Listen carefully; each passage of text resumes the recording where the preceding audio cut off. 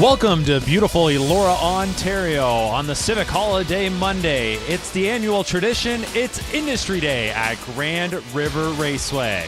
And it is fun for all ages on track here today. We got the petting zoos, the face painting, all kinds of kids' activities, great entertainment on the track, which will be highlighted by our main events, the Battle of Waterloo and the Battle of the Bells. Terrific day. Mother Nature, she certainly came through on this holiday Monday.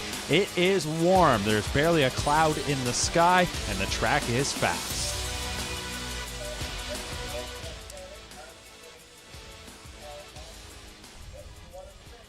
And once again, everybody, welcome back to PrimeTime Racing. My name is Mark McKelvey alongside Greg Blanchard. And Greg, as I said off the top, you couldn't have asked for a better day. This is always one of the marquee days on the racing calendar, not only in Ontario, but across North America. It's a great showcase of the best in the province. And hey, like I said, you chalk up a day like today, and you're certainly going to be winning no matter what, because this is where you want to be on this holiday Monday. Absolutely. This has become a tradition in Ontario and a real stepping stone for two-year-old Colt and filly pacers. And some of the greatest to ever put a bridle on have come through this race. Just look back to last year and the undefeated Bojangles, who went on to become Horse of the Year in Canada and the U.S.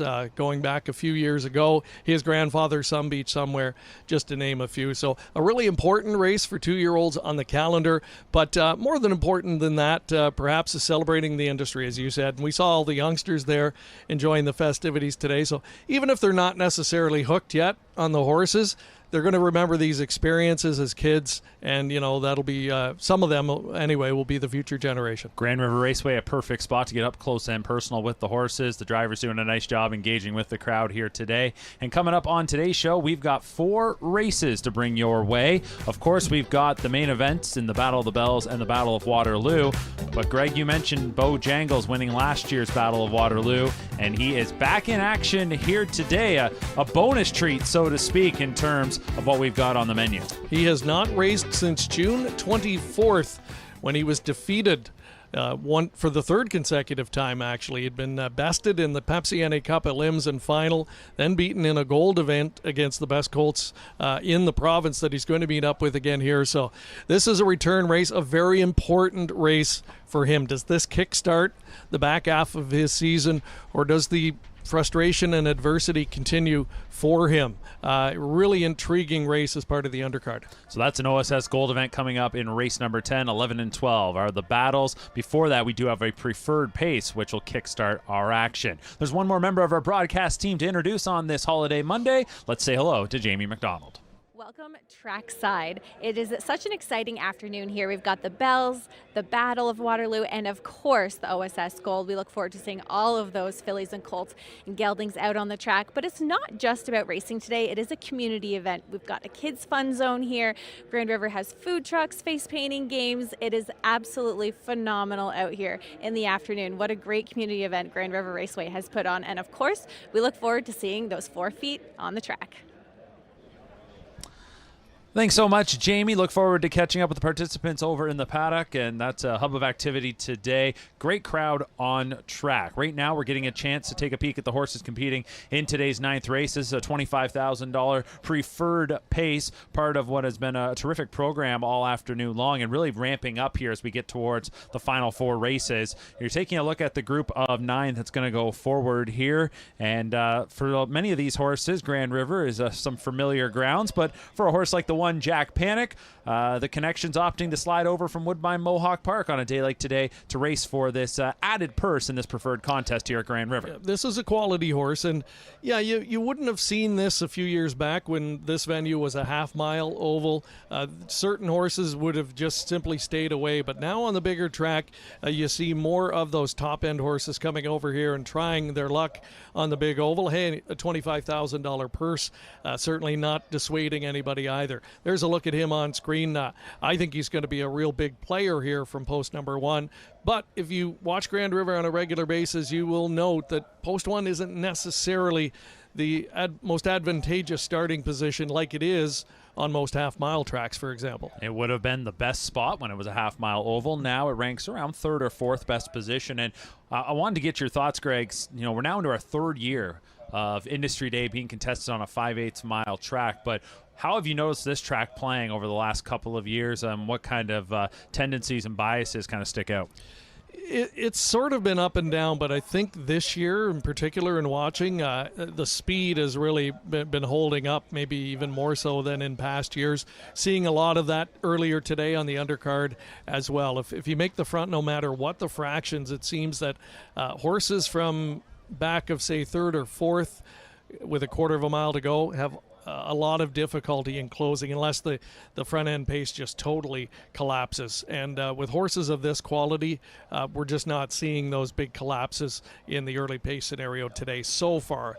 And I don't expect we're going to see much of that here. So look for horses that you think can get away at least in the middle of the pack or better if they're going to have a realistic chance to win. We've seen a lot of races today already go some big speeds in those opening clips, the big opening quarters, big opening half, and then things kind of slow down, but the horse on the front has been able to hold on. If you look at winning trips this season here at Grand River, 61% of the time, the leader at the 3/4 pole goes on to win. And I think sure, that stands out in terms of your night to night or 3 nights a week of racing as they have here. But when you get into, and we'll see in our final 3 races, some stakes contests, they could really mix it up. That may start to drift away compared to what we're seeing in the overnights. I agree. You tend to see them get a little bit more wild and woolly in those finals, at least if recent years are any indication. With $200,000 on the line, that's what you tend to see. There's not an inch given out there on the racetrack. What we have seen today is slow final quarters. That's been the trend earlier on the program. Big fractions early, getting down to 3/4 in a quick time, but then final quarters in the 29-30 second range for the most part. And talking about why the front end is so good here, part of it, I think, Mark, is configuration of this 5/8 mile oval. It really doesn't have a long home stretch, and relative to other 5/8s in North America, it's got one of the shortest anywhere. So that comes into play. If you've got a safe lead turning for home, it's pretty similar to a half-mile stretch. The number 1 Jack Panic is your current 6-5 favorite, as we're just about a minute away from the gate getting into motion. A few horses in this race familiar with Industry Day. Specifically, I'm talking about the number 3 Ideal Perception, now at the age of 9 for trainer Tony Beaton. And this guy just keeps on racing. He had 7 wins last year in 32 starts. He's got 3 wins so far in 17 this year. And he's a regular on Industry Day, and this is essentially a home track as he has made his living on the B tracks here in Ontario for the last few years. Yeah, reminds me a little bit of an old horse called Button Up, who actually was a Battle of Waterloo champion and then won the Preferred or the Open on Industry Day, I think something like 4 times later in his career. Just seemed like he was part of the fabric of Industry Day, and Ideal Perception fitting the mold. For trainer John Pentland, we're going to see him with 2 in the Gold and 2 in the Battle of the Bells today. He's got Asiago Sealster in here looking to kind of get his afternoon started on the right foot. All right, well, the gate is in motion. Great look at the field of 9 that is lining up for today's 9th race, our first race of a 4-pack coming your way on PrimeTime Racing. It's Industry Day, and we're at Grand River Raceway, which means we're going up to track announcer Gary Guy. A few back in 151 flat. In fact, 2 races to go, July the 10th. So he could be put in play quickly. Jody watching the day unfold. It's a field of 9 for race number 9. Field for the 9th race. He is at the start of the rough and getting out. Ideal Perception, Asiago Sealster, Pialazzi on the outside, and Jack Panic on the inside. Those your first 4. Then it is Snack Attack and Arby's Tenacious and Akina Sandover. Then Artie's Ideal and Harborlight Ambrose. And Asiago Sealster left well, but then made a break in stride. Jack Panic's got the front. Pialazzi on the outside is racing second. Ideal Perception on the inside is third. And Snack Attack at 50-1 is racing fourth right now as they race off the turn. Jack Panic, the 4-5 favorite, leading Pialazzi. Then Ideal Perception and Snack Attack. Those your top 4 as they race past us. That opening quarter was 26-1. Arby's Tenacious is 5th right now in front of Akina's Hanover. Artie's Ideal, then Harborlight Ambrose as they work their way on into the backstretch.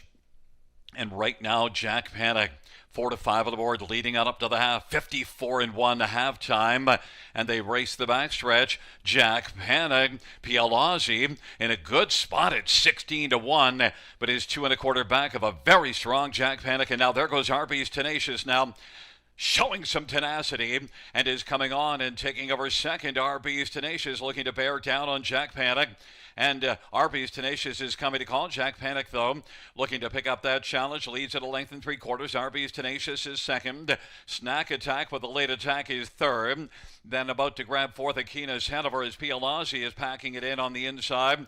Then it's back to Ideal Perception in Artie's Ideal. 3/4, 122-1. Jack Panic, Arby's Tenacious, and Snack Attack. Jack Panic continues on. Jack Panic, if you bet the one, don't panic because it's going to keep on driving to the finish. Arby's Tenacious, Snack Attack, and Akina's Hanover. 150-3. Jack Panic wins here, and well, front end speed certainly. So there you go. It's Jack Panic going all the way, kind of on cue in terms of what we had talked about potentially seeing. And Jack Panic coming over to Grand River today for owner Daniel Serafian, trainer Carmen Osceola, and driver Travis Henry goes the distance to take the preferred. Yeah, real solid effort from Jack Panic, and not surprising. He was able to withstand being pressed pretty good in that quick 54 and change opening half mile.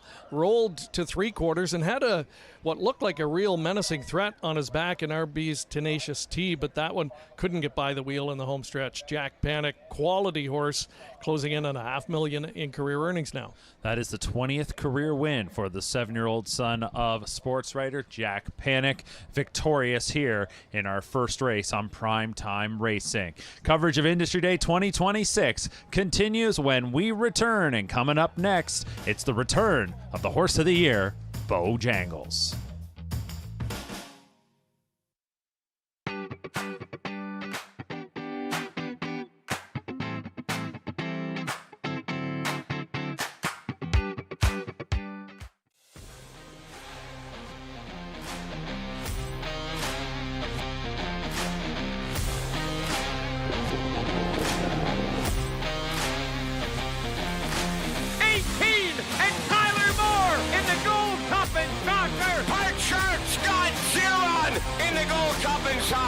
Join us this August on Prince Edward Island for the Gold Cup and Saucer, presented by Atlantic Lottery. Visit redshores.ca for more details. The award-winning Terra Hill Stud is home to the All-Stars, including Cattle Watch, sire of the undefeated U.S. and Canadian Horse of the Year, Bojangles. Green Manalishi, the leading OSS stallion of 2- and 3-year-olds in 2025. Terra Hills is also home to Dan Patch Award winner King of the North, who is set to unleash his first crop in 2026. And of course, the perennial leading sire, Muscle Mass, whose sons and daughters have now earned over $90 million. This stacked roster is only getting deeper as Terra Hills welcomes for 2026 the Iron Horse of Bucka Ben Hanover and the champion son of Chapter 7, Killmister. This is Terra Hills Stud, home of the All-Stars. For more, visit terrahills.com. The annual Lexington Selected Yearling Sale is the centerpiece of the Lexington experience. Located at the beautiful Fasig-Tipton Sales Complex, our annual sale continues to produce multiple world champions and divisional winners year after year, including multiple recent Hambletonian Oaks, and Breeders' Crown winners. The sale coincides with Grand Circuit Racing at the Red Mile, all on the world stage. Make your plans to join us this fall and create your own Lexington experience. Monday, October 5th through Friday, October 9th.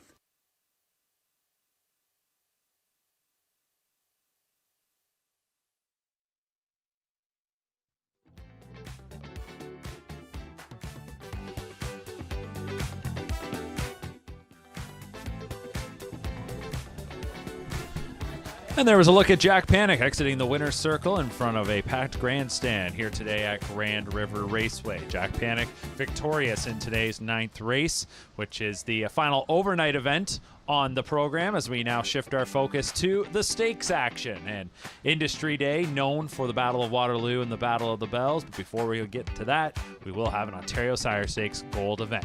Quick peek at the prices here from race number 9. A popular winner was Jack Panic. Jack Panic, not flying under the radar for anybody. $3.80 to win post 1. So, as we said, not necessarily the best spot to be, but when you're the best horse in the race here, you still can get away in good order. And as we saw there today, you've got to be up close to the pace if you're going to win.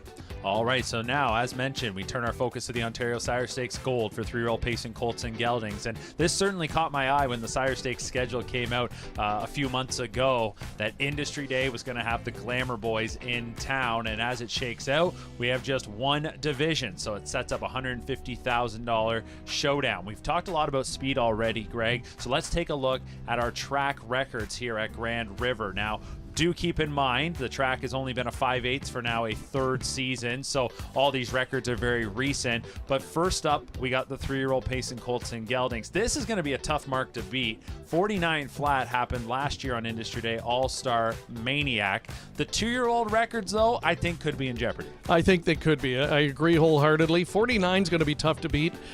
Not to say we don't have the horsepower to do it. Excellent field of 3-year-old colt pacers that we're going to see next. But I think that the filly and colt records on the 2-year-old side, both in jeopardy today if what we've seen so far in the program holds up.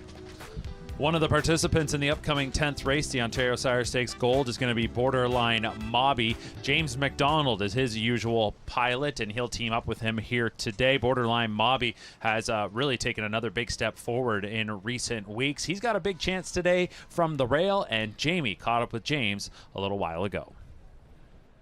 James McDonald joins us now, leaving from post 1 in the OSS Gold for a 3-year-old pacing colt, driving Borderline Mobby. Now, just tell us about him and how he's progressed as you've sat behind him. Yeah, he was a nice 2-year-old high-speed horse, and this year he's just learned to carry it a little farther. Last year, sometimes he'd give you that big move and get a little soft, and this year he's got a little more killer instinct in him, and he'll need it today. It's a tough bunch of horses. I was going to say that's such a tough group of horses. He did win the last Gold a couple starts back, and just kind of how has he improved against these tough horses?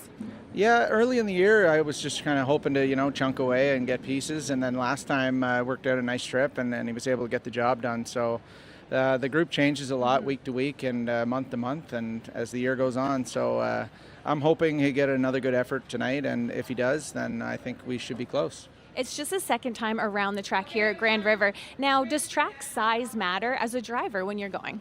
Absolutely. Usually the smaller the track, you want to be a little more aggressive, but he's a horse, he can do it any which way, and he's great on the front. I probably won't have that option tonight, but we'll see how. You never know how a race is going to play out till the gate folds. We look forward to seeing you guys out there. Good luck. Thanks, Jamie. Great to hear from James McDonald. He's got a big chance here, not only in the OSS, but in the battles as well. Good look at the horses in the paddock. Coming up next, we will meet the field for the OSS Gold 3-year-old colt pace.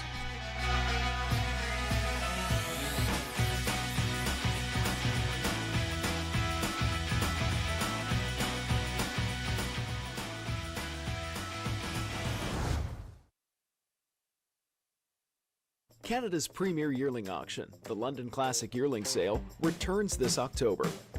Hundreds of yearlings from Canada's top breeders and major buyers, all under one roof at the JR Expo Centre. And American buyers, remember, your dollar goes further here.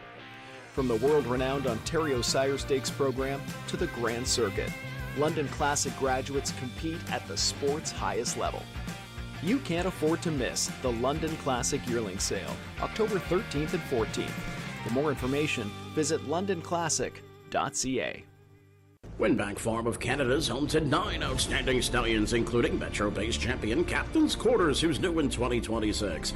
Beach Glass, winner of the Meadowlands Pace and the last great son of Some Beach Somewhere, his first yearling crop sells in 2026. Lawless Shadow, an O'Brien Award winner and Meadowlands Pace champion, whose first crop sells in 2026. The Great McWicked, the richest pacing stallion in harness racing history, and 2-time O'Brien Award winner Tattoo Artist, a winner on every size track with many stakes race and track records. Also standing Better Than Cheddar, Betting Line, My MVP, and Trixton. For more information, it's winbackfarm.com.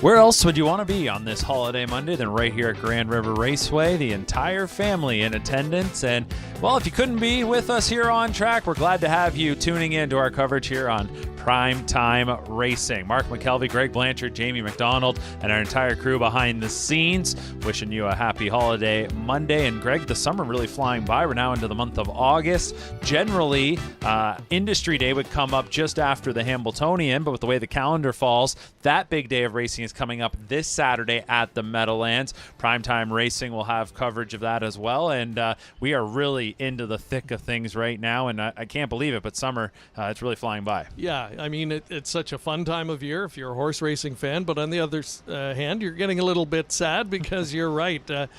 Fall is on the horizon now, and but we won't focus on that. Let's focus on what we have on track today. And you're right, a little bit of a different kink in the schedule this year with this happening prior to the Hambletonian. So we'll be busy today and then heading south this week for the Hambletonian. And then in a couple of weeks down on the East Coast, the Gold Cup and Saucer. And I know you're going to be going and taking that in for the first time, and you're pretty excited about that. Certainly am. Everybody raves about it, right? And I know you can certainly speak to it. It's close to your heart. You're home there, but I'm excited to see what it is all about. I'm sure no one's pulling my leg here. It probably will over-deliver, but if it doesn't, I'm going to let you hear about it. Sounds good. If you like the beach, if you like seafood, you like horse racing, libations, that type of thing, which knowing you as well as I think I do, I think we'll have a good time. I think it'll be right up your alley. All so right. Perfect. Yeah, I will guarantee you're going to enjoy yourself down there. The only thing that could put a dampener on it is if you don't get good weather, but we'll see. Nonetheless, a lot to look forward to. But this is a great three-pack that we've got coming up here this afternoon, Mark. And of course, the two main events are still to come. But this, as an undercard race goes, is as intriguing as I've seen in the time I've been covering Industry Day here. And the big reason is the return of Bojangles. I can't stress how important this race is for this horse at this juncture. Who'd have thought we'd be sitting here this season and talking about him the way we are, and that we wouldn't be sitting here thinking he's going to be 1-9 and how much will he win by.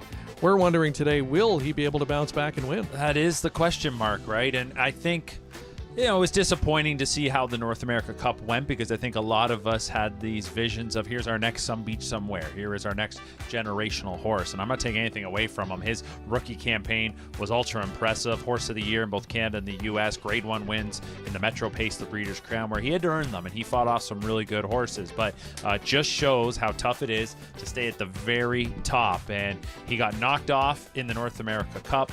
Then lost to Borderline Mobby in that gold event coming up on June 27th. So it was a tough stretch of June there for him. The connections noting, though, lung infection. They gave him time off, qualified him coming back. I'm going to be honest with you. I'm not sure what to expect here today.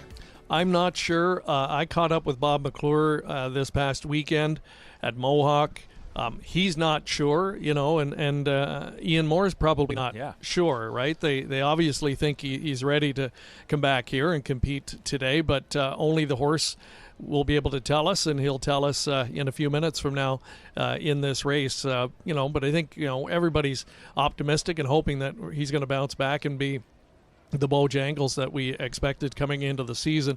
And there is precedent for horses, that were great 2-year-olds that have a kind of an off 3-year-old season for whatever reason, and then come back and show their greatness. And I think of a horse like Art's Place back in the early 90s. That's what happened to him, where he looked like the next coming at the end of his 2-year-old season.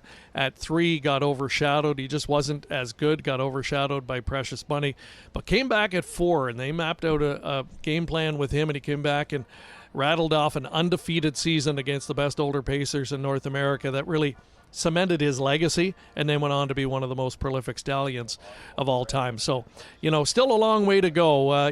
There's still more chapters to be written for Bojangles, but this is going to be the first step towards salvaging a great 3-year-old season here today. I'm certainly with you. This is a pivotal race in the 3-year-old season for Bojangles. So let's meet the field for this $150,000 OSS Gold Contest. Number 1, Borderline Mobby, one of just 2 horses to have defeated Bojangles. Goes for James McDonald, Dave Maneri, and he's been red hot as of late.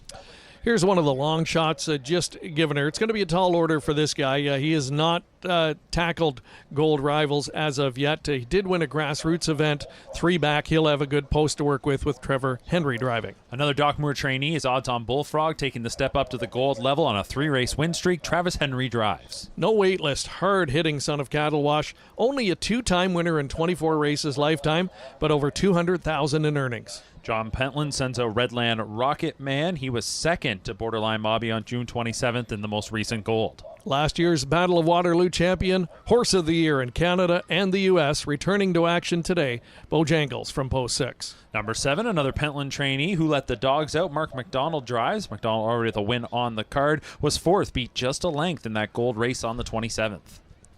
And Windor is going to complete the field, Post 8. Another son of Bulldog Hanover in the field. Windor, one of the top 2-year-olds in the province last season. He banked more than $220,000, took a fast mark of 51 and 2. Has yet to find the winner's circle, though, here as a 3-year-old. The task to try and do that doesn't get any easier today with the outside post. So there's the field of 8 Ontario Sire Stakes Gold leg. $150,000 is the purse. Talking about Bojangles and trainer Dr. Ian Moore, every year he seems to show up with some monsters when you look at his 2-year-old group, and that has been much of the same this year. He's actually got a fabulous trotter, Detonator Hanover, who the other night went a mile in 53 and 4 at Woodbine Mohawk Park. Today, he can't be everywhere, Doc Moore. Here today with Bojangles, had 3 2-year-olds racing in Pennsylvania Sire Stakes at Pocono, and sent out a 3-headed monster. These 3 horses all won last Saturday at the Meadows. They come back today, and I'm just looking, and hopefully this isn't a sign of things to come for Bojangles here, but the first one he sent out, 1-9, made a break. The next one, Mascarpone, racing in the top level, who had won at the Meadows, finished 4th, beat 9 lengths. The other horse is Shalom Hanover. He's undefeated so far. He hasn't raced just yet, or if he has, haven't seen the results, but it hasn't necessarily been the start to the day that Doc Moore had envisioned, and sometimes that does carry through the barn. Yeah, it just seems to be one of those things, and you're right. Let's hope Bojangles can right the ship. If he were to come back and turn in a Bojangles-like effort here today, then I think all is well, and they'll go back to the drawing board with those 2-year-olds. But Shalom Hanover, the one that's yet to race down there, he is an exciting-looking prospect, as fast as anything I've seen in North America so far this year.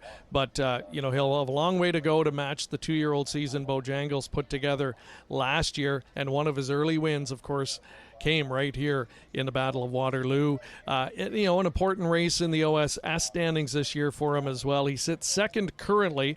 The leader is Borderline Mobby, post 1 starter here, and he's come back really good this year. He's got 58 points. No wait list, third. Redland Rocket Man and Who Let the Dogs Out, the pair from the John Pentland stable, round out the top 5. So they're all in action here today, and that's why you're going to get a really good, exciting tilt here in the upcoming 10th. Well, here's your update. Shalom Hanover did win 149 and 2. So you were talking about just the speed and the power that Shalom Hanover, that rookie, has, and put it on display once again to win this afternoon at Pocono. Louis Waugh, not a part of the Industry Day festivities. He made the trip to Wilkes-Barre, Pennsylvania, and they're able to salvage. It started 0 for 2, but they get that big horse across the wire. So Doc Moore again is loaded in this pacing colt division, whether that be at 3 or 2. Looking at the rest of the field here, we talked a little bit about Borderline Mobby. Odds on Bullfrog's intriguing, coming from the Moore barn, that they elect to make the jump up to the gold level. I wonder what their thoughts were going into the season, if that's where they thought they might start, but he got a little bumpy early on when he returned from Florida, but as of late, he's been terrific. Yeah, and I believe he trained down all winter with Bojangles and Prince Al Hanover in Florida. So, he kept good company training down and was right there in a lot of the videos I saw training down. So I'm not shocked to see him do what he's doing this season. I feel like he's stepped up a level or so recently, and he's going to be a big player, I think, the rest of the season in this particular division. He is currently the third choice on the betting board, 2-5 on the 6 Bojangles, 3-1 on number 1 Borderline Mobby. In the 3 losses Bojangles has suffered, James McDonald drove the winner in all 3 races, twice with odds on Mr. Mamba in the NA Cup Elimin final, and then with Borderline Mobby. Can Borderline Mobby get it done once again? Can Bojangles return strong? We're about to find out. The gate's in motion. Field of 8 lining up. Ontario Sire Stakes Gold. Let's send things up to the track announcer, Gary Guy. Odds on Bullfrog at 8-1. There's your value play, as it's a great field of 8. The OSS Gold going to post in just a matter of seconds.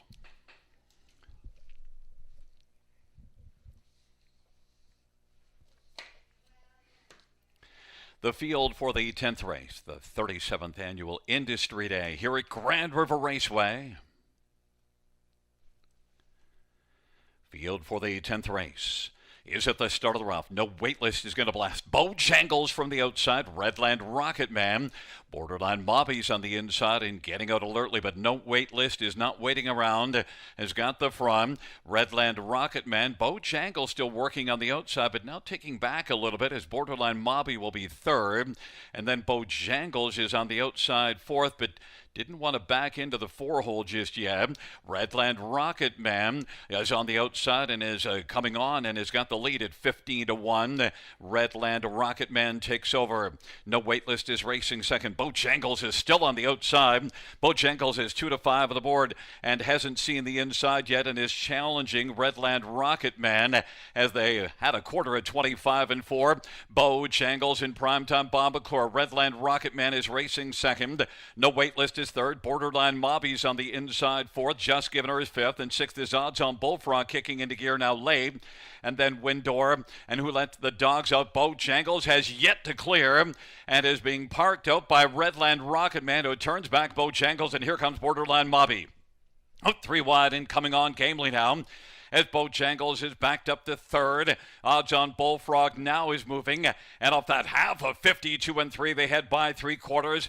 Redland Rocket Man at 15-1. Borderline Mobby trying to wear down Redland Rocket Man. Those two have separation. Odds on Bullfrog third. Bojangles is back to fourth. 3/4 in 120-1. Redland Rocket Man continues to march. Borderline Mobby on the outside trying to track down Redland Rocket Man. Redland Rocket Man, Borderline Mobby and Redland Rocket Man. It is close, but I think it was Redland Rocket Man. Borderline Mobby, they're right there in 148-2. That's a new Grand River Raceway track record.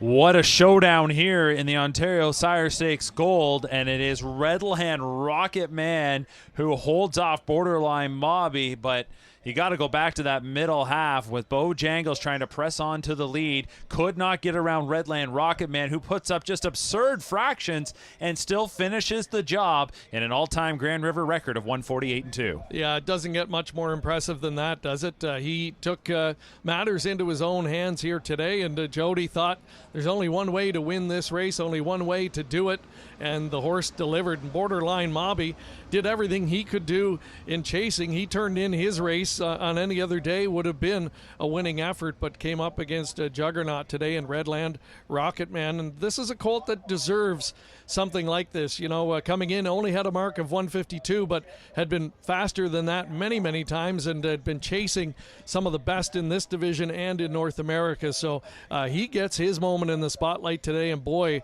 does he ever do it in a big way. Track record time. Not only a track record, it's also the fastest mile ever on a 5/8 in Canada, just obliterating the former record of 1:49 flat. So wow, that's all you can say. Redland Rocket Man dazzles in the gold. More reaction to that, including the winner's circle, when we return. It's Redland Rocket Man on Industry Day at Grand River.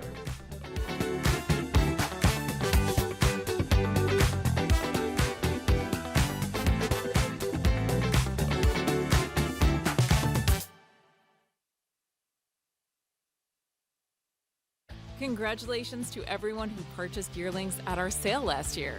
Standardbred Horse Sales Company is excited to watch your 2-year-olds train, and we wish you the best of luck at the races. We look forward to seeing more future champions. We'll see you November 2nd through the 6th in Harrisburg, as once again we will be offering 3 days of the sport's top yearlings as well as the #1 mixed sale in the industry. Don't miss it. See you in Harrisburg.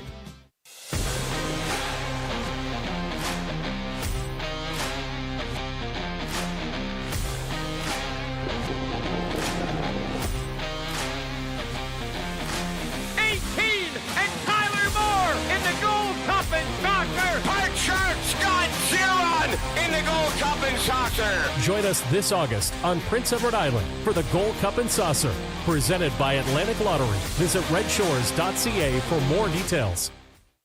A showcase of the finest 3-year-old trotters in the nation, the Hambletonian Stakes was first contested at the Syracuse Fairgrounds in 1926. Away from the rest of the field, it is Guy McKinney to win the first Hambletonian. Named after Risdick's Hambletonian, the father of the American trotter. In 1981, set against the backdrop of New York City, the Meadowlands Racetrack in East Rutherford, New Jersey became the latest and longest-running host venue, the urban stage for the most memorable moments. And he's pouring it on! Mac Lovell has won! Here's the finish! Too close to call! Operation Hambletonian complete! It's Muscle Hill, 150-1, equaling the world record! 10 horses, $1 million, and a dream to be the best.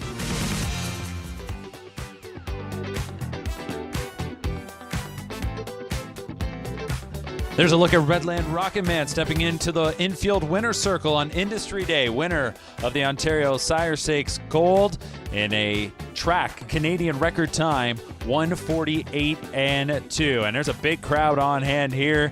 This horse owned by John Pentland, Gary Volpe, and Murray Cox. Pentland, the trainer, Jody Jameson. He's always got the family and friends out on Industry Day. And the Jameson name synonymous with Industry Day. His father, Carl's won more Battle of Waterloos than any other trainer. He's won 6, although there's a chance that record could be tied later today. So there's your look at Redland Rocket Man. 3-year-old colt by Bulldog Hanover out of the Captain Treacherous mare Granny Hanover. A Harrisburg yearling purchase.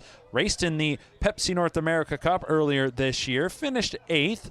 And then following that was runner-up to Borderline Mobby by just ahead in a gold division on June 27th, and he's going to turn the tables here today. Big effort from Borderline Mobby, not going to take anything away from him, and you would think he and Redland Rocket Man are going to have their clashes as the season rolls along. As for Bojangles, potentially back to the drawing board, but disappointing, no doubt about it. You feel for the connections and everybody involved. There's a look at Greg Blanchard standing by with Jody Jameson and John Pentland.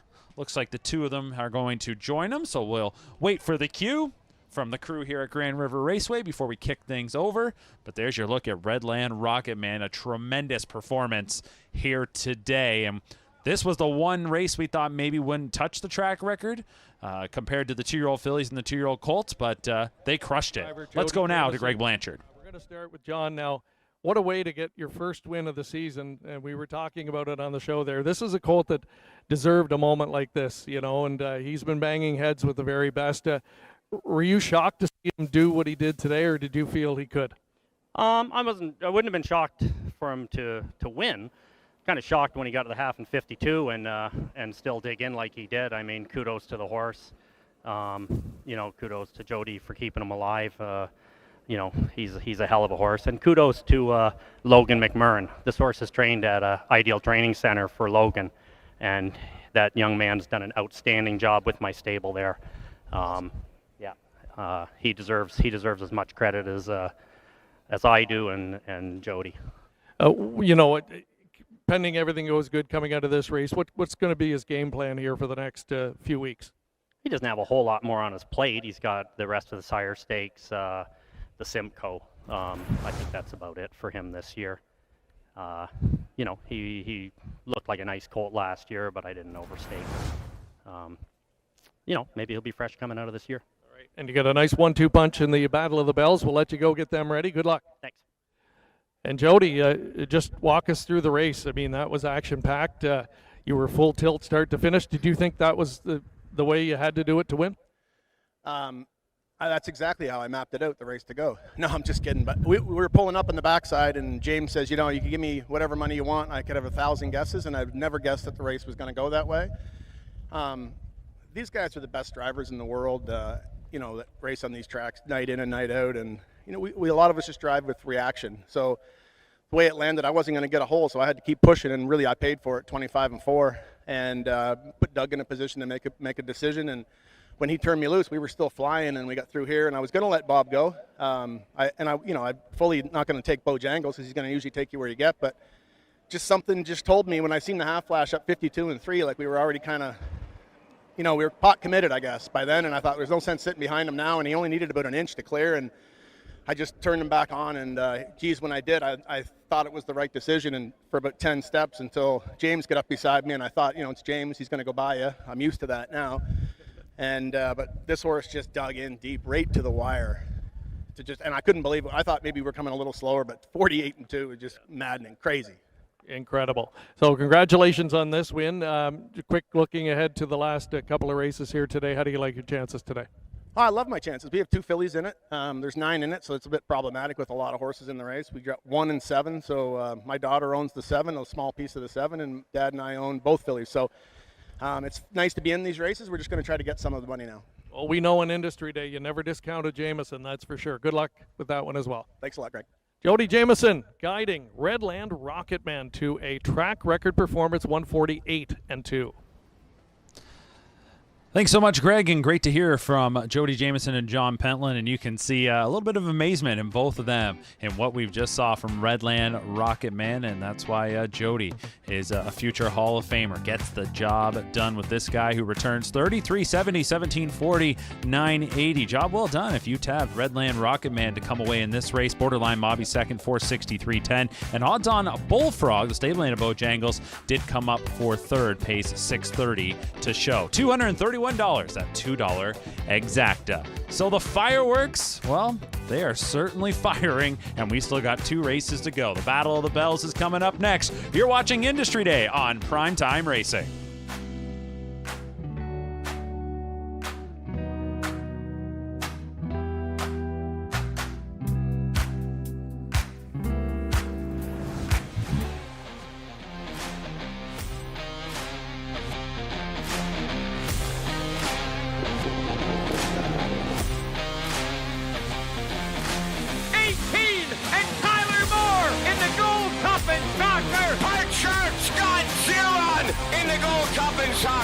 Join us this August on Prince Edward Island for the Gold Cup and Saucer, presented by Atlantic Lottery.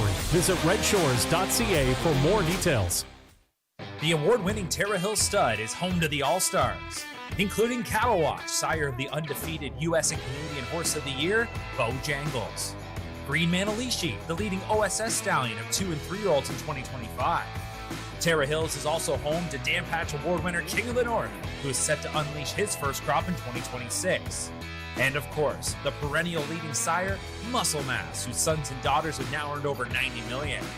This stacked roster is only getting deeper as Terra Hills welcomes for 2026 the Iron Horse of Bucka Bent Hanover and the champion son of Chapter 7, Killmister.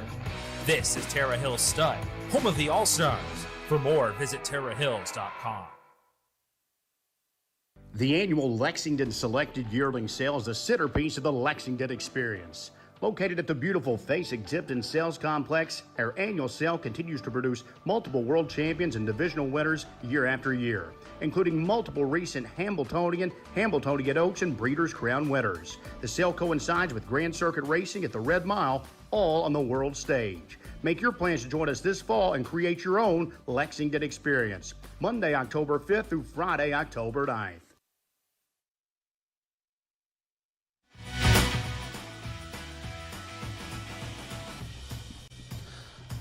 Well, Jody Jamieson, one of the best ambassadors for this great game, and he loves to interact with the crowd and was doing just that when Redland Rocket Man was making his way back to the winner's circle. We call it Jamieson Lane at Woodbine Mohawk Park, and he takes it on the road here today at Grand River. Always gives the fist pump, and he'll probably be fist pumping all night long, but he's still got a little more work to do. Battle of the Bells is coming up next. Mark McKelvey and Greg Blanchard. And Greg, John Pentland, he's thrilled with what he just saw. Nice shout out he gave to his assistant trainer, and the job well done there. It takes an entire staff and operation to have horses like these. And John Pentland, well, that barn continues to fire, and they're set up well on Industry Day. Yeah, absolutely. They had two horses going into that gold and got the job done, and kudos to the whole team there. And now, what a 1-2 punch they're going to have for the Battle of the Bells, including elimination winner Jersey Bulldog, who looked excellent in winning last week as well. So I think he's got a big shot, but Monte Carlo going to likely be the favorite from post 4, and James McDonald ends up picking up a real nice drive. But yeah, John Pentland, great season. He's had particular luck over the years with great pacing fillies, right? And you think back to the days of luck of Michelle and others, recent years, horses like Perfectly Chic, big player in the OSS. And here he's got a really nice pair going out here. But Jersey Bulldog, of the two, obviously the one that comes in right now, at least at this point in the season, with the credentials that catch your eye. And John recently hit a milestone as well, 500 career training wins. Bob McClure drove both elimination winners in last Monday's Battle of the Bells elims. Monte Carlo for Doc Moore, Jersey Bulldog for John Pentland, and maybe it's the vote of confidence that he goes with Jersey Bulldog. James McDonald picks up the drive on Monte Carlo. Time to learn a little bit more about that elim winner, Monte Carlo, and trainer Dr. Ian Moore. Well, I always love Industry Day at Grand River because I like afternoon racing, and I grew up in a rural racing environment, PEI, so Grand River and those kind of tracks, that's what they remind me of, hometown racing, and I just love it. I'm hyped. I've been pretty fortunate here the last couple of years. I won the Battle of Waterloo with Bo last year. Bo Jangles as they come to the finish. Bo Jangles wins it. The Battle of Waterloo by about a length and 3/4. 151, another track record. I'm hoping to win the Battle of the Bells with Monte Carlo. We're always pleased to have one in the Battle of Bells. Monte Carlo cruising. Monte Carlo. Bob McClure sitting in the couch and wins it by 2 1/4. Well, she's been a nice filly, and she just did what we kind of hoped that she would do. And she, like training today, boy, she can take a pretty good hold of you. She's got a lot of speed, that mare, but she's a little bit hard to manage at times. So hopefully she'll be good for James. I think he'll be a good fit for her on Monday. Sure, it'd be cool to win all the filly races this year, but we'll see what happens.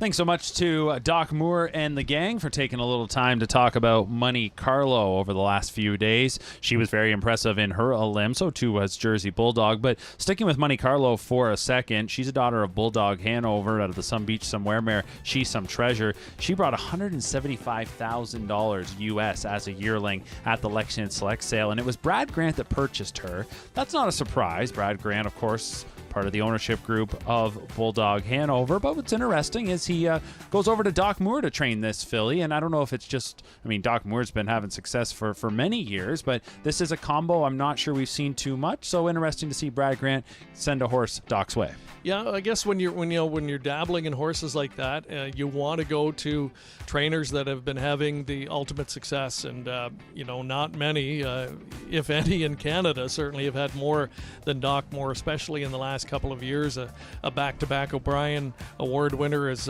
Canada's Trainer of the Year. So, you can't go wrong there. And this daughter of Bulldog Hanover, one of many that Brad Grant has supported, of course, he being part owner of the Great Bulldog. Let's take a look at the elims from a week ago quickly before the horses come onto the track for the post parade, and we go back to elimination number 1. This was Jersey Bulldog's performance, and it was Ace in a 10 who had put up some pretty snappy fractions up front here and looked to try and get away on them, but Jersey Bulldog reels that one in and will go on to the victory.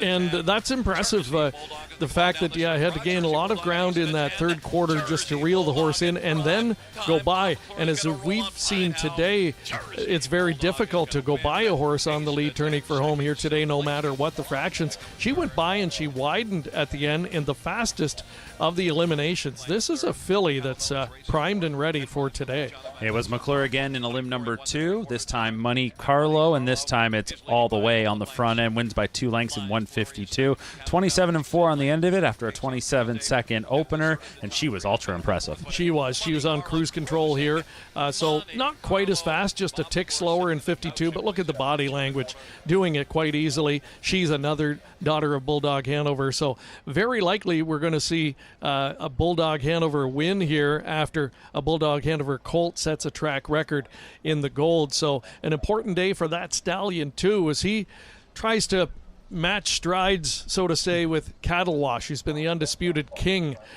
certainly in the provincial program the last couple of seasons. But Bulldog putting his stamp on things, and especially here this afternoon. So here's a look at the field as they step out onto the track. We roll through this field of 9. There's a look at Money Carlo. James McDonald gets the driving assignment. What do you read into that? McClure's decision to go with Jersey Bulldog.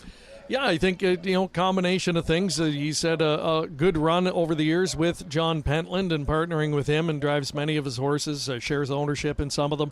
And I think he probably really likes this filly. I think you'd be splitting hairs between those two. Good problem for him to have, though. Yeah, and I think that's the case. It appears to me, at least coming out of last Monday, I was here and I thought it's a flip of the coin between the two of them in terms of which way you would go, not just as the driver, but even me trying to make my selection. What's interesting, Money Carlo's 1-5 right now. So I know we're going to see many more dollars come into that win pool as we get closer to post time, but I think that speaks something that Money Carlo is the clear choice, where I thought we might be looking at co-favorites. I thought so too. So if they stay anywhere near that, then I'd be walking up to the windows and placing a wager on Jersey Bulldog for sure. And let's not discount the others. Let's not just get totally focused on the 2 elimination winners. Hard not to at this stage, but there's a bunch of other fillies that have shown they can pace in the 52 range already, probably up to a 51 and change mile here today. And as we've saw in the last race too, when you put this kind of money on the line, things can get a little chaotic in the pace scenario. And if there's some mixing it up early, and especially if the 2 favorites hook up somewhere earlier than anticipated, then who knows? There are several others that'll be waiting in the wings. Lion's Flurry could be one of those horses that is hoping to surprise. Goes forward for trainer Tony Beaton, and Jamie caught up with him over in the paddock. Trainer Tony Beaton joins us now, sending out the 3 in the Battle of the Bells for our 2-year-old pacing fillies, Lion's Flurry. Now, Tony, just tell us, as a 2-year-old, how is she out on the track? She's just a sweetheart. We had her full sister, Lion's Better Day, and they're so similar. It's actually amazing how similar they are, and I hope she's as good as Better Day was, to be honest with you. But she's off to a pretty good start so far, and so far Louis done a wonderful job with her and teaching her how to race, and he drove Better Day for me quite a bit as well, and he said the same thing. They're both very similar. Now, when they're learning at 2 how to race, that's what they're doing. They're going for these big stake races, but they're just still learning. How do you get them to recover properly after each outing? Well, most of them recover pretty good, as long as they have a good set of lungs on them, and obviously there a couple of weeks ago when the smoke and the air quality was terrible, we never trained them too hard. We backed off on a lot of the stuff, and so we didn't ruin their lungs, and we just try to do what's best for them is the big key, I think. Thanks for joining us here, and good luck this afternoon with your filly. Thank you very much, Jane. All right, thanks so much, Jamie, and thanks to Tony Beaton. Always takes time to talk about his horses, and a long relationship with Mark McDonald. And they got a shot here with this Better's Delight filly. Yeah, she's winless in 3 starts, but there's really been nothing to knock about her 3 efforts so far. Not at all. Really nice filly, and that's going to be the theme with all of the fillies in here. They're all really nice fillies. Unfortunately, I guess for many of them, there's a couple that look like they're perhaps a little bit ahead of the competition, and those being the 2 elimination winners from last week. But it's still early in the season, Mark, and we've talked about this many times with 2-year-olds. So much can change in a week. They can mature. They can take a lot from just one racing experience and bring it on to the next week. So, it's the type of race where you wouldn't be surprised if at least one other filly were able to jump up and kind of turn in a surprisingly good effort. Number 5, Ace and a 10, you saw on the screen a few moments ago, goes for trainer Greg McNair. He's loaded for the Battle of Waterloo. Sends this one forward for owner Jason Castellan, and he's the co-founder and CEO of Skyline Group, property management, commercial buildings. They are a major player in that area, and Jason is also a board member here at Grand River Raceway, who started to dabble in horse ownership, and he's got a nice filly here. I was talking with him last Monday night. They're enjoying this ride and kind of new to the game, but already having a hit here with a filly who shows a lot of ability. She's very quick. The question mark, does she have the staying power? And this is a true hometown hopeful. Jason from Elora. The McNairs, of course, stable just a few minutes down the road here. So this would be considered their home track, and they've had so much success on Industry Day over the years, including the Battle of the Bells, and it's been a little bit of a lull for them in winning this particular race, but don't discount them. Ace and a 10. If you were going to pick one that comes in as maybe 3rd or 4th best on paper coming in at this point, I think this Daughter of Cattle Wash would fit the bill. Betting board right now says 2-5 on Monte Carlo, 2-1 on Jersey Bulldog, and then you'll go to Ace and a 10 currently at 9-1. Can Team Jameson get another victory here? They send out Silk Lace, a grassroots winner who raced off the pace and went by rivals in that mile in the Elim to get up for 3rd. Yeah, I mean, it would be a surprise here, but when a driver like Jody wins a race like he just did there, his confidence soars high. And he can do some things that shock you. And, if he can put this filly into play somehow, you never know. All right, so there's a look at the field of 9 2-year-old pacing fillies. $165,000 the purse for the Battle of the Bells. Ontario Sire 2-year-old filly pacers. Enjoy it. Let's go up to Gary Guy. Silk Lace and Ain't She a Pistol, and the 2nd tier, My Bets on Bob.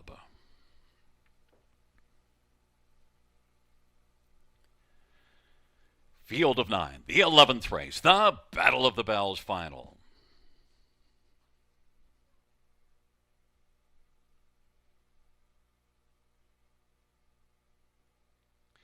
Field for the 11th race.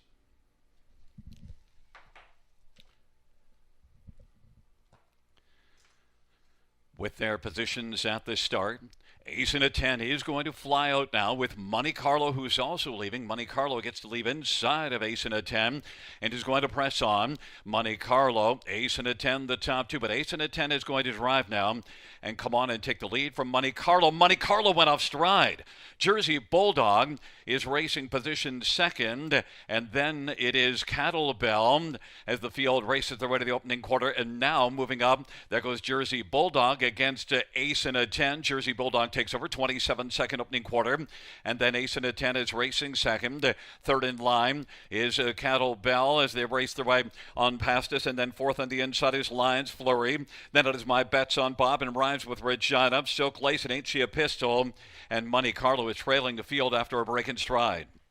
They work their way on up towards the half of a 27-second opening quarter. Jersey Bulldog with the lead. Jersey Bulldog, Ace and a 10 is 2nd and is about 2 1/4 back. Cattle Bell is 3rd. Lions Flurry is racing 4th. Rhymes with Regina on the outside is 5th now. Then it is back to My Bets on Bob and Silk Lace. Then further back Monte Carlo. And then it's Ain't She a Pistol, but Jersey Bulldog leading the Battle of the Bells off a half of 55 and 1 and a 27 quarter. Jersey Bulldog is freewheeling on top and leads by about 4.5 lengths, 3/4, 122 and 4. Jersey Bulldog is putting on a show.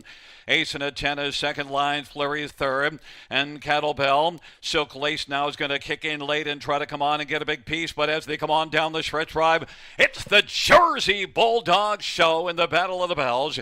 Cruising to the finish, the only question will be the timer. Jersey Bulldog is going to win in 1:51 and 3. Cattle Bell picks up second, 3 across the track for third between Monte Carlo, Lions, Flurry, and down to the inside was Ace and 10, 1:51 and 3. Jersey Bulldog, Sugar.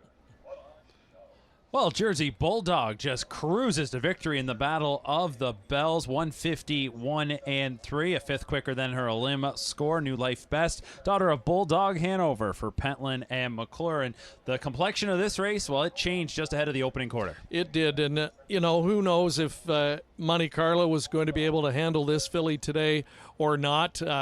That's something we'll never know the answer to, but if she did, she would have had to have been super spectacular, because this filly was never a doubter. Once that happened and she got to the front, it was lights out, 51 and 3, and that's a nice final quarter today. 28 and 4 off of those fractions, and won it fairly well in hand here. Bob just keeping her mind on business here in the late stages, but this is a very special looking filly early on in her season. With that victory now, she's going to go well over 100,000 in seasonal earnings. John Pentland's having a big afternoon, and here Bob McClure in the bike. He made the call to stick with this filly for today's final, and it pays off. 151 and 3 victory, Jersey Bulldog. More reaction and the winner's circle when we come back here on Primetime.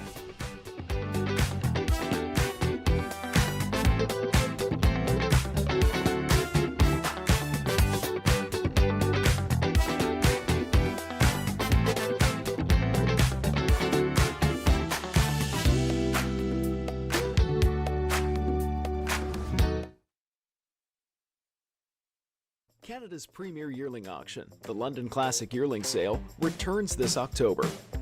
Hundreds of yearlings from Canada's top breeders and major buyers, all under one roof at the JR Expo Centre.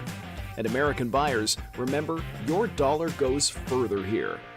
From the world-renowned Ontario Sire Stakes program to the Grand Circuit, London Classic graduates compete at the sport's highest level. You can't afford to miss the London Classic Yearling Sale, October 13th and 14th. For more information, visit londonclassic.ca. Winbank Farm of Canada's home to 9 outstanding stallions, including Metro-based champion Captain's Quarters, who's new in 2026. Beach Class, winner of the Meadowlands Pace, the last great son of Some Beach Somewhere. His first yearling crop sells in 2026. Lawless Shadow, an O'Brien Award winner and Meadowlands Pace champion, whose first crop sells in 2026. The Great McWicked, the richest pacing stallion in harness racing history, and two-time O'Brien Award winner Tattoo Artist, a winner on every size track with many stakes and track records. Also standing Better Than Cheddar, Betting Line, My MVP, and Trixton. For more information, it's winbackfarm.com.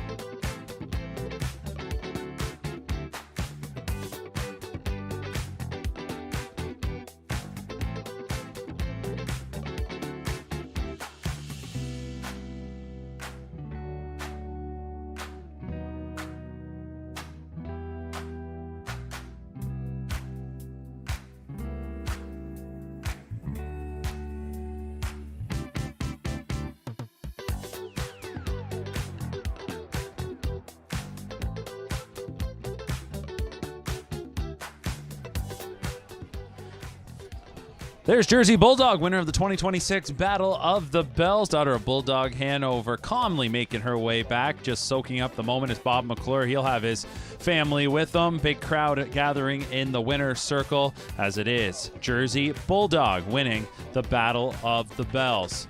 Let's go back and take a look at the first turn, though, Greg. I wanted to take a peek at the break made by Monte Carlo, see if there was anything to it, as we see this one push out of there with Ace and a 10, also flashing her usual early speed. Yeah, we're going to slow it down here, and you can see James just get a little bit bottled up there. Yeah, she gets just a little bit out of gear there.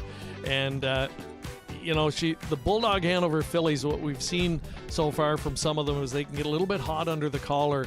And, she wanted to just roll when he left out of there. But James trying to wrestle her back, got doubled up somewhat, and then out of gear and just rolled off stride. Made a huge recovery nonetheless to come back on and be in the photo for show. But the presentation taking place now to the winner in the blanket presentation as Jersey Bulldog wins with an exclamation point here in 151-3 to capture the Battle of the Bells, and for her now her third win of the campaign in 5 starts. Bob McClure with the winning drive here this afternoon. He clicked back in 2017 with Play the Bell for trainer Casey Coleman at that time, so it's been a while between victories in this particular event, but he's usually in each year with a contender, and this year things work out perfectly for Jersey Bulldog. Again, the break in stride by the other elimination winner, Monte Carlo, certainly helped her chances, and when she got to the front, the end result was never in doubt. There's a look at Logan, who John Pentland made mention of after winning back there in race number 9. So he'll be taking this one back, and an instrumental part of the operation, and that's why you're not shocked to see the Pentland stable and the ownership group having a big afternoon here today as Jersey Bulldog gets it done and will add a little over $82,000 to her purse winnings for the season. So Mark McKelvey's out in the winner's circle now, getting ready to stand by with the winning connections. Again, John Pentland and Bob McClure this time. Over to them now.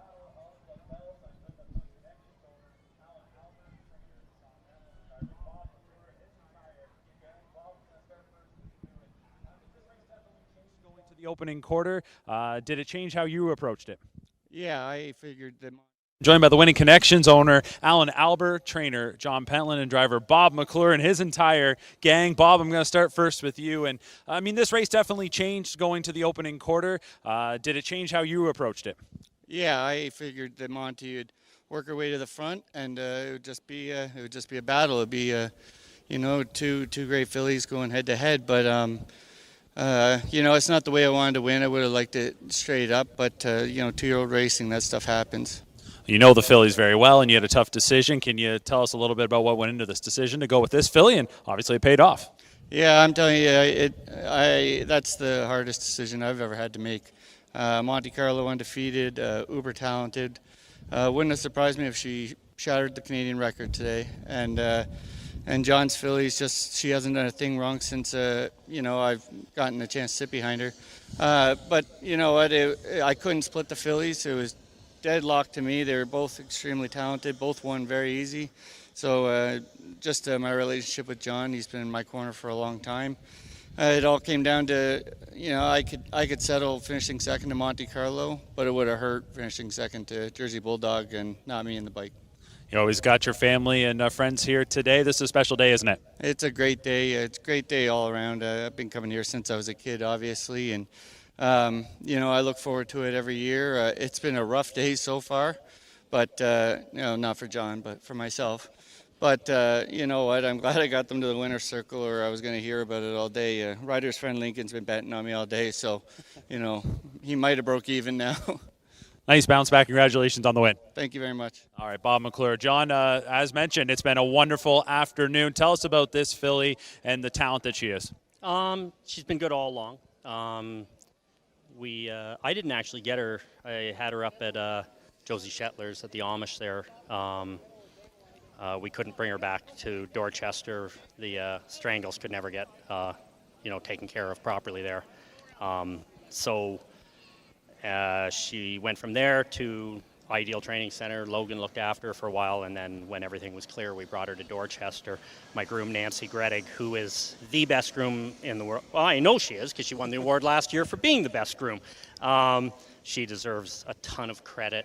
The ownership on this horse is phenomenal. Alan Albert and Jack Darling, they are just supportive, period. There's nothing else. They don't offer up anything except support, and they're both wonderful men, and I couldn't be happier to win this race.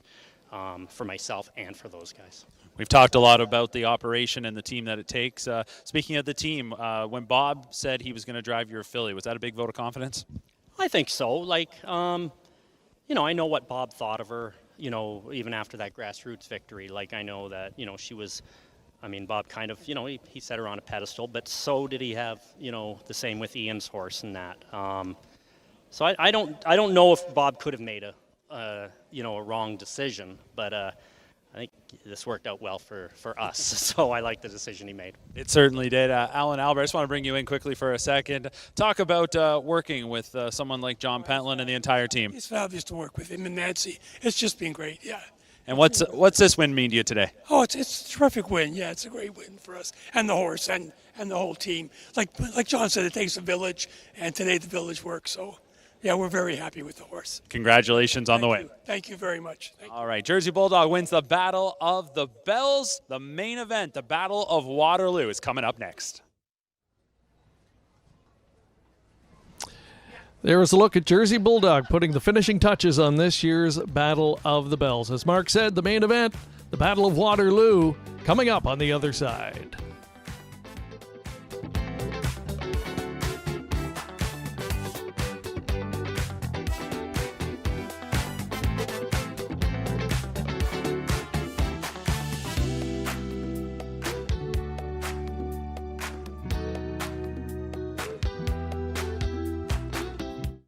Congratulations to everyone who purchased yearlings at our sale last year.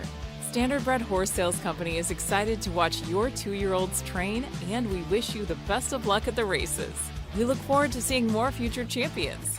We'll see you November 2nd through the 6th in Harrisburg, as once again we will be offering 3 days of the sport's top yearlings as well as the #1 mixed sale in the industry. Don't miss it. See you in Harrisburg.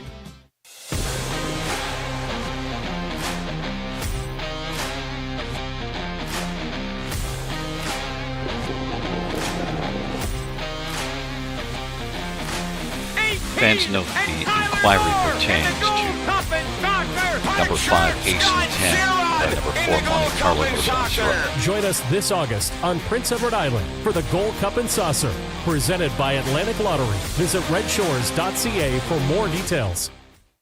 A showcase of the finest 3-year-old trotters in the nation, the Hambletonian Stakes was first contested at the Syracuse Fairgrounds in 1926. Away from the rest of the field, it is Guy McKinney to win the first Hambletonian. Named after Risdik's Hambletonian, the father of the American trotter. In 1981, set against the backdrop of New York City, the Meadowlands Racetrack at East Rutherford, New Jersey became the latest and longest running host venue. The urban stage for the most memorable moments. And he's pouring it on! Mac Lobel has won! Here's the finish! Too close to call! Operation Hambletonian complete! It's Muscle Hill, 150-1, equaling the world record! 10 horses, $1 million, and a dream. Fans, to be the best. judges ruling that number 5, Ace and a 10 did not violate the racing regulations and will stand forth 2-1-3-5.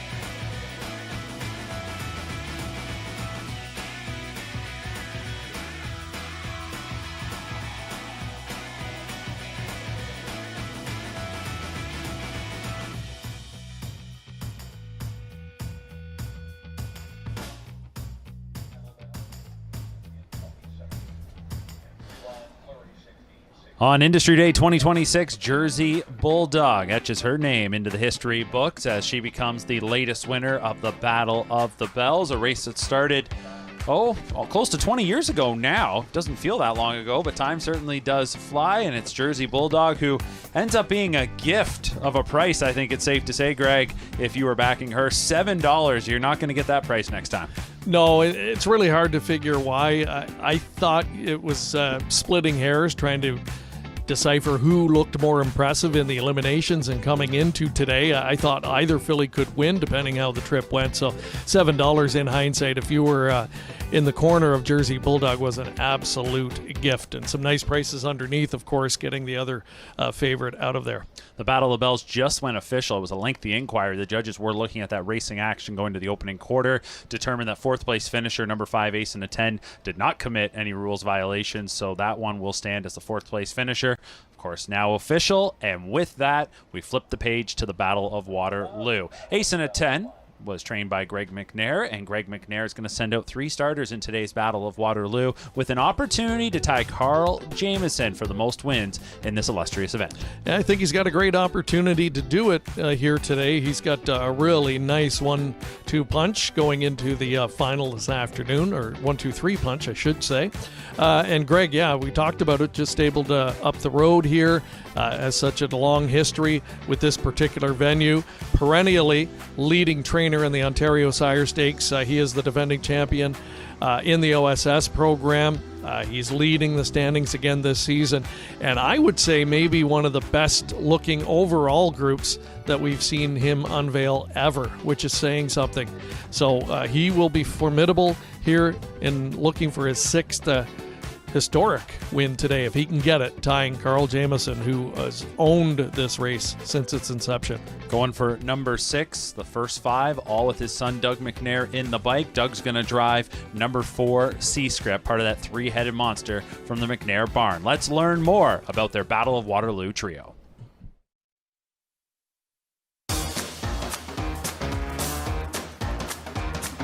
Well, we got a little better shot at getting the money, I guess. We got 3. They're all a little bit different. They race different. One, it's a big test for the one horse. He's coming out of the prospects, and the other 2 have speed-wise have been kind of up to par with the race. Well, I didn't really I didn't really think we'd draw like that. I thought we'd draw one good one and one in the middle and one on the outside is how I thought. I was really surprised. It looks like a nice spot.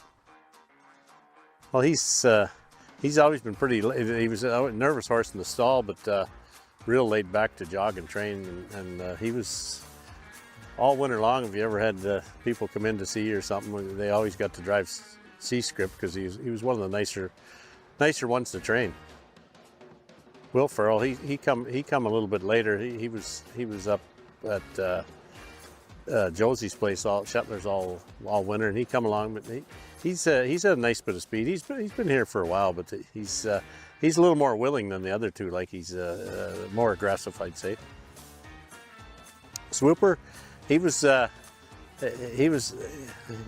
pretty push button all winter long too. Like he's nice to train, but he actually in the wintertime he's a little bit better follower, and then he was cutting one out.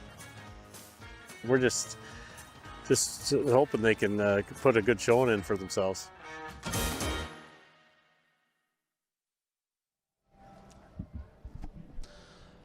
Well, thanks so much to Greg McNair for taking a little bit of his time a few days ago to talk about his 3 horses he sends forward. And we also here at PrimeTime Racing want to send a thanks to Jeremy Grabatin and Kosa for providing those features for today's show. There's a look at Cattle Wash and how he'll be represented, trying to get another win in the Battle of Waterloo. A peek at Bojangles in that image on the left, and represented by 3 starters: the Swooper, Stampede, and Calm Before Storm. And there have been some stallions that have had back-to-back success in this race. Some pretty good company that Cattle Wash could join here today. He should. I mean, he's been the kingpin since locating to Ontario, no question about that. Today, a horse like Bulldog Hanover making a bit of a statement, perhaps, but he's had a lot of success so far on the filly side. We don't see him represented by any colts today in the final, which is interesting. But some old veterans are represented here today, which is interesting too. Big Jim and Sports Writer have both produced past winners, and a little bit long in the tooth relative to other stallions in Ontario, but still showing that they can produce horses to compete at the top level. Unlike the Battle of the Bells, there were no limbs needed, as there originally was 10 horses entered for the Battle of Waterloo. Unfortunately, one got injured, so took out. So a field of 9, as everybody is going to get a chance to go for the big money today, $205,000 on the line. One of the trainers who sends out a hopeful is that of Craig Bars. He's represented by Stampede. Let's learn more about Stampede. Jamie's with Craig. Craig Bars joins us now, owner, trainer, and breeder of the 7 Stampede in the Battle of Waterloo for our 2-year-olds here today. Craig, can you just tell us, how has he been, from being a baby till now? Actually, he's been dynamite right from the beginning. The first day I broke him, he hit the pace, and he was always a big, strong animal. I raised, I think he's like the 7th foal out of that mare, and he's the best one right from the beginning.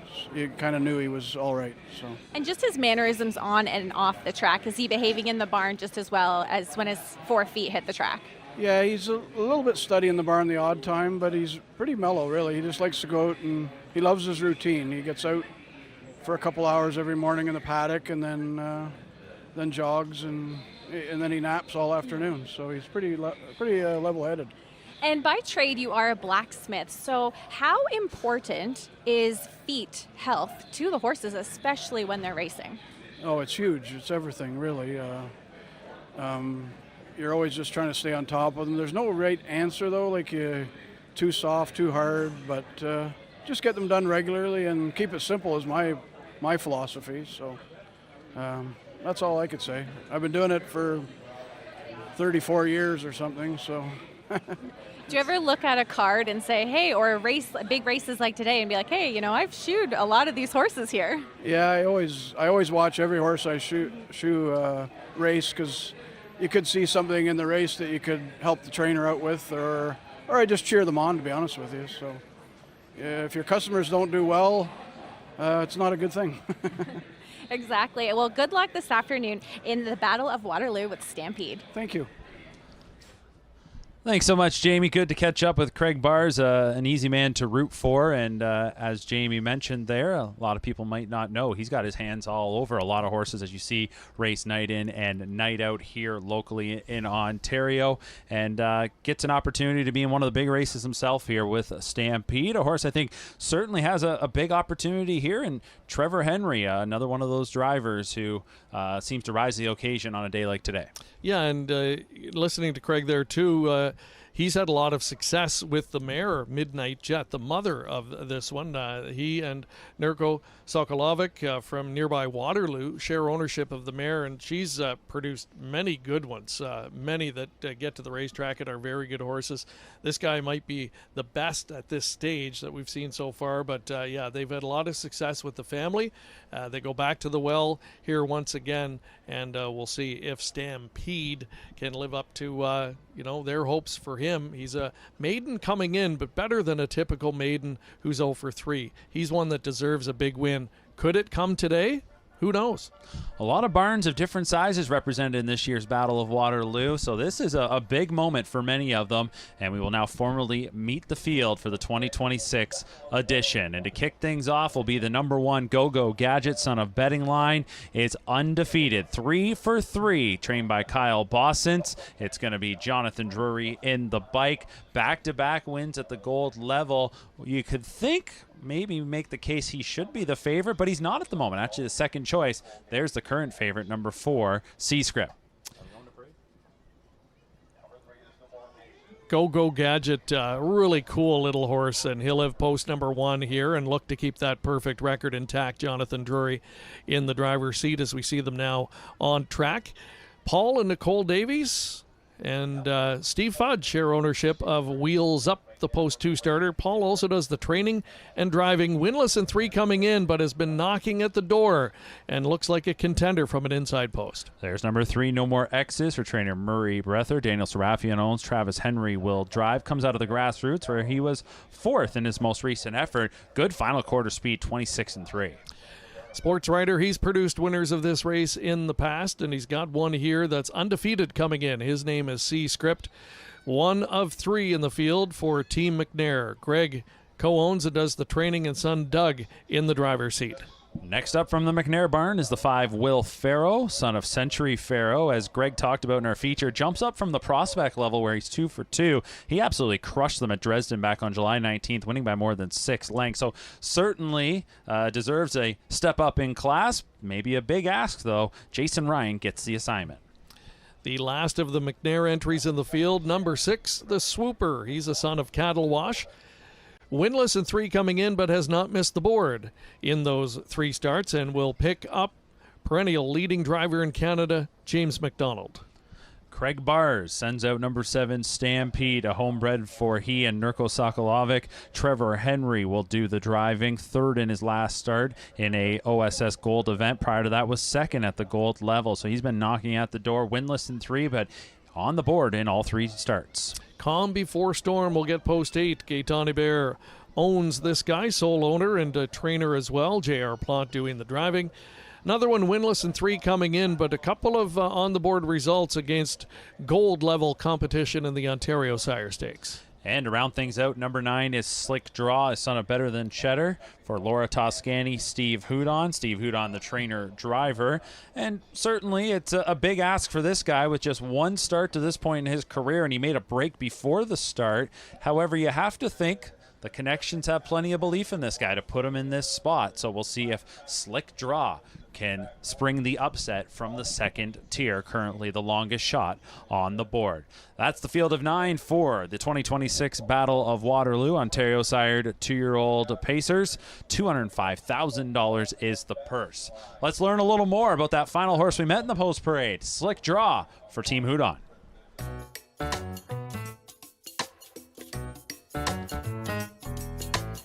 We're pretty excited over here.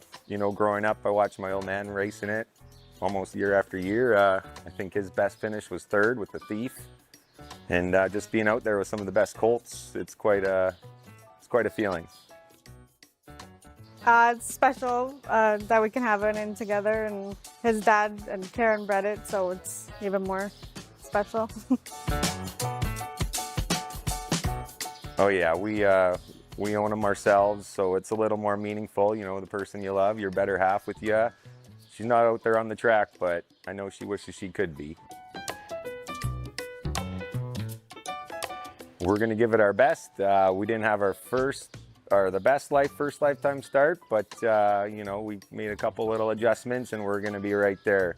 Hopefully JD gets that 1 horse out of there good, and we're right there with him.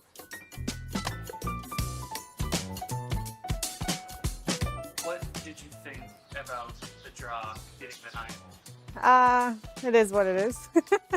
We kind of expected we could get it, so gotta deal with it.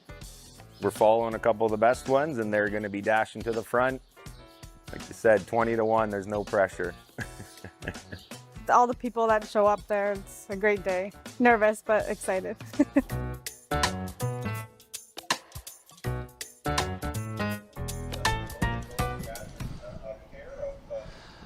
Well, good luck to Team Slick Draw. Steve and Laura taking some time to chat about their son of Better Than Cheddar. And again, you look at the various connections in this race. And like I said, I look at a barn like that. I look at Team Davies, Team Boston's. This is a big moment. And it's one of those years where, yeah, you've got a couple of the big barns represented.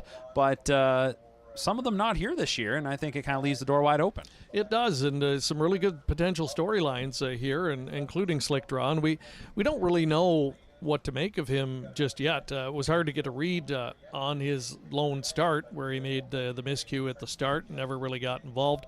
Prior to that, had 2 qualifiers and looked very good in winning the second. He looked good in the first, frankly. Closed up really strongly, and then was a winner. You would have liked to have seen, obviously, a better result and a better overall effort in that first try. So it's hard to imagine he's set up to have success in order to threaten to win here. That would be a reach, but you know what? They're putting him in here. They're hoping to get some money and get some experience, and you know what, if he can put it all together today, they could get a nice paycheck out of it. Trying to forecast how this race is going to go, and we know how crucial it's going to be up front here. I look at number 1, Go Gadget, and he hasn't been on the lead early on in any of his starts so far, and we talked about the rail. You know, it's going to be one of those you got to time real well to push out of there. You know, C-Script's going forward, I have to think. Who do you see getting that early lead? Maybe it's number 2, Wheels Up, where Paul Davies recently just took back the driving duties of his own trainee. He has the speed, certainly, to get out of there. He's shown that already, to get out of there. And then the question is, will he try and go down the road, or will he release someone else? I have no doubt C-Script will push out for Doug McNair, and then 2 stablemates outside of him. So, I think they'll be looking to try and leave out as well and duck in and get some position. But you're right, for Go Gadget, negotiating the start of the race, that first quarter is going to be critical to where he ultimately finishes. One of the best days every year in Ontario racing is that of Industry Day, and for the 2026 day, it comes to a close with the main event, the Battle of Waterloo. Ontario-sired 2-year-old Pacers in the hands of the starter, Gary Guy, with the call. 5 with Go Gadget at 2-1. A field of 9, the 12th and final dash on this gorgeous Monday afternoon in Elora, Ontario. They're approaching the start. The field for the 12th race, the Battle of Waterloo final. Field is at the starter off, and C-Script is going to blast out strongly right now. And no more X's. Wheels Up. Go Gadgets into the front 4. Will Farrow. Slick Draw 6th away. Then it is the Swooper Stampede and Combi 4 Storm. But C-Script and Doug McNair's got the lead. And Wheels Up has to get those wheels to the outside. Went off stride. Go Gadget now. Driving through, using that inside advantage. Has second. No more X's is on the outside. And now racing third as they race off the turn. That is a Slick Draw as the field comes on towards us. But right now, C-Script is leading the way over Go Gadget. Then Slick Draw is positioned to third, working in front of No More X's, and now coming to the outside, Will Farrow in front of the Swooper and Stampede. Down to the inside is Combi 4 Storm, and then Wheels Up made a break and is back trailing the field. Off a 26-3 opening quarter, Doug McNair and C-Script takes the field up towards the half. Go Gadget at 5-2 is right there close in the pocket as they work the backstretch. 56-2 halftime, and advancing on the outside. Will Farrow's first up third, but still about 2.5 off the lead. Then Slick Draw, the Swooper, No More X's, Stampede, and then it is back to Combi 4 Storm and Wheels Up, but it's C-Script 1-5 favorite with the lead. Looking alive in the pocket is Go Gadget up that 56-2 halftime at 29-4 second panel breather for C-Script, and Go Gadget is angling towards the outside. C-Script looks sharp though. Go Gadget's got work to do because C-Script is game and leads by a length and 3/4 over Go Gadget. Now Go Gadget is closing, but they're going to battle on down the stretch drive in the Battle of Waterloo final. C-Script on the inside, Go Gadget on the outside. C-Script and Go Gadget, they're having a throwdown in the stretch drive in the Battle of Waterloo, and C-Script held off Go Gadget. Then it was Slick Draw finishing third, and then No More X's and Will Farrow 152-3. We got quite a battle down the stretch. Well, it's set up to be the battle in the lane between C-Script and Go Gadget, and C-Script will go the distance to win the Battle of Waterloo in 152-3. Another first turn breaker kind of changes the complexion again, and this time Go Gadget's just going to wait to try and get on by in the lane. They battle down to the wire, and it's about a half-length victory here for C-Script. That's what you wanted to see. The two big guns have a chance, and they go at it in the final quarter, and at C-Script, he's up to the task on the inside, and they were doing some pacing in the final quarter. 28 seconds on the end of a mile on this track today. That's big league, and C-Script needed every bit of it to hold off Go Gadget. Really nice result, and Team McNair, there it is. They've equaled Carl Jamieson, 6 training victories now in the history of the Battle of Waterloo. Looked like swinging into the lane there. It was kind of right down to the rail for C-Script. Doug McNair trying to straighten him out. Meanwhile, Go Gadget comes a little wide off the turn, so both of them wasn't like they were just trading paint riding down to the wire there. Both drivers trying to get the most out of their charge, and it will be C-Script victorious. The break in the first turn by Wheels Up again. changes everything in terms of how this was going to go. And it's just the way this track plays is it's that sprint into the first turn. We're going, though, to the last bend here. And I said about being right against the rail, C-script, and our crew is informing me very tight to the pylons here. This is our first look at it with you. Yeah, the judges are having a look at this. So, yeah. And if you're lapped on and you're inside 2 consecutive, now when you hit pylons, it's not necessarily considered being inside them. So the judges are going to really take a long, close look at this. It's close, and there will be some anxious moments here. There's a lot of people in the winner's circle already, and they may have to wait a few more moments. Again, the inquiry sign comes up, and if it's 2 consecutive pylons, as mentioned, and you're lapped on, then there would be a placing. And it does get a little gray at times in terms of what's considered inside. Sometimes, like you said, Greg, if they run it right over, that won't count. We just had one look at it so far. We'll try and take another look in a couple of moments. But I saw Doug McNair at the wire looking over at Jonathan Drury. I wonder if he maybe said anything about that. But no matter what, it was a big effort from C-Script here, and he got things his own way up front. Yeah, both horses turning for home. It was interesting. Doug close to the inside. He's got to worry about the potential pylon violation. Jonathan, on the other hand, his horse drifted a little bit wide as he was urging him on and probably cost himself, I would say, a half a length to a length when that happened, and that was critical in the late stages. So this is really intriguing. Some drama here in this year's Battle of Waterloo, and we've seen that in recent years. We certainly have. For whatever reason, these races, the Battle of Waterloo and Battle of the Bells, seem to put the judges to work, and we await the results here. Inquiry sign is up, and just listening here to Gary Guy, the track announcer, providing a bit of an update. So Greg Blanchard's going to depart the desk. He's going to catch up with the winning connections, and we'll see if that is number 4, C-Script. And Team McNair.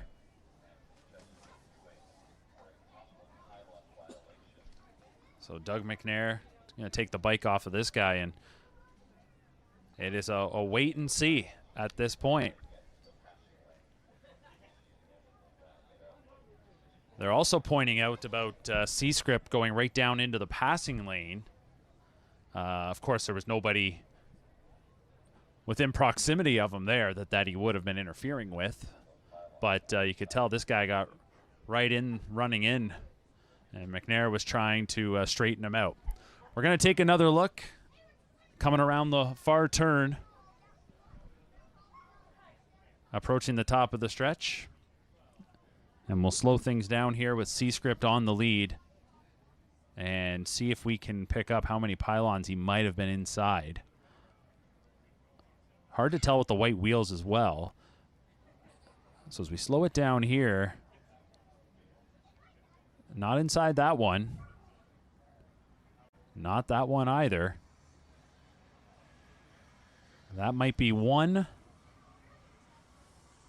Nix that one. And again, it just comes down to the judges' interpretation. And it looked like he might have been inside that one. But again, is it 2 consecutive? That is going to be the tough call for the judges to make, and it is hard to say what way they will go here. So nothing we can do but wait at this moment with some added drama in the Battle of Waterloo. You feel sick for the connections that are out there thinking they were set to celebrate a victory if this doesn't go their way, and for the connections that finished runner-up, their story could certainly change in their feel of this afternoon. However, at the same time, it's that awkwardness of you didn't get to the wire first, but you could say maybe it had been a little different. But we're talking inches here when they are coming around that far bend right at those pylons. So we will wait the judges' ruling. Doug McNair. This isn't one of those cases where they would get the driver on the phone because there really isn't much they have to ask the driver in terms of a pylon violation. As mentioned, Greg Blanchard has departed to catch up with the winning connections. And we will stick with it here on Primetime Racing until we have an official result. as we go a little past the top of the hour here. And tell you to stick with us, to all our viewers here on Game Plus across Canada, and to those tuning in across the PrimeTime social media pages, YouTube channel, Facebook. And the crowd is stuck around on the apron as well. Final race of the day here at Grand River. You usually get a little bit of a mad dash when they hit the wire to try and beat the traffic on the way out. Not many roads in, not many roads out. It can be a bit of a wait, but those in attendance here today, they want to know who has won the Battle of Waterloo.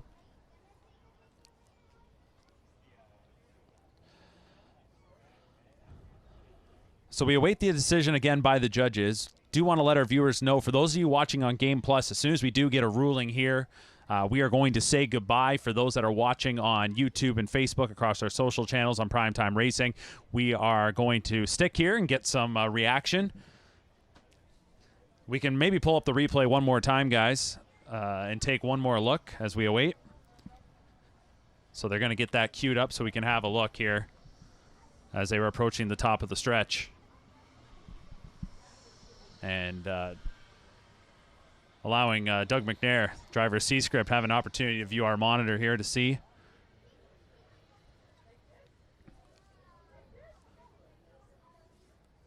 And once again, we just await. It's in the hands of the judges at this point.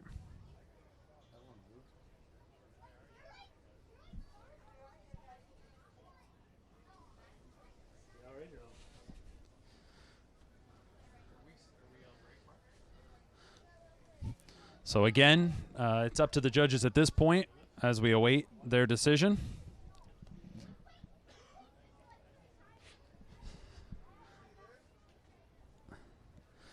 And I will say this, it's added drama, no doubt about it, but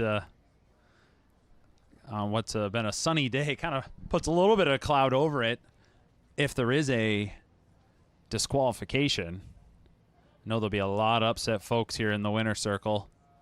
But meanwhile, I know for Kyle Boston's Go-Go Gadget and driver Jonathan Drury, they had lots of people here today as well. So it's completely up in the air at this point.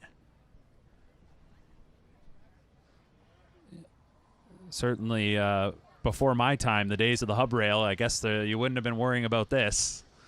But with the pylons and, of course, safety reasons for that, this is where we await the decision. And at this point now, they're asking for driver Doug McNair to call the judges. We'll get him on the phone here.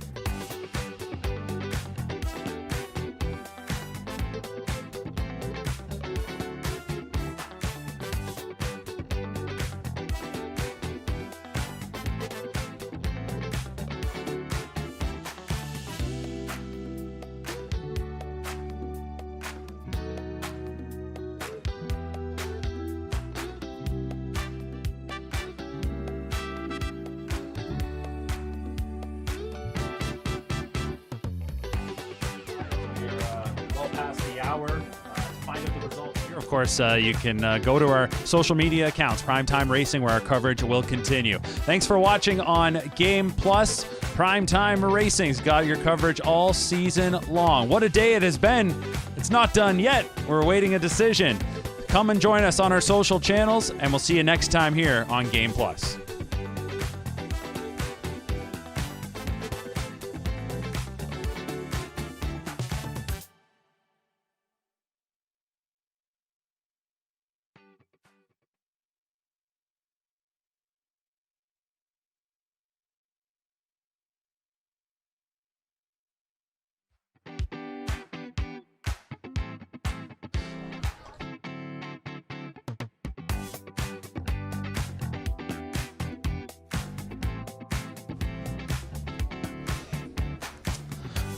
Welcome back, everyone, as we continue our coverage here on YouTube and Facebook on PrimeTime Racing.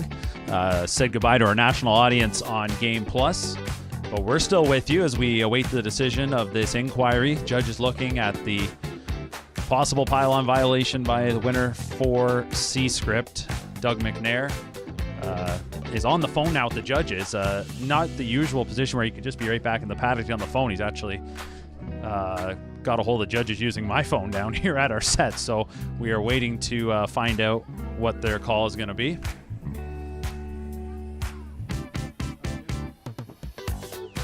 And Doug just got off the phone with them, handing my phone back over here, so I'm just trying to read body language. Greg Blanchard has been out there talking to the connections. A lot of nervous folks out there as we await the call.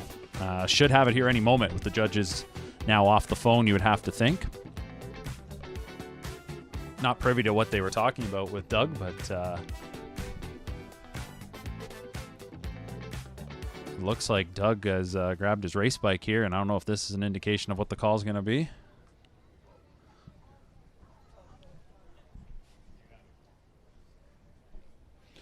And I'll tell you, that's not a fun position for anybody out here to be in at the moment.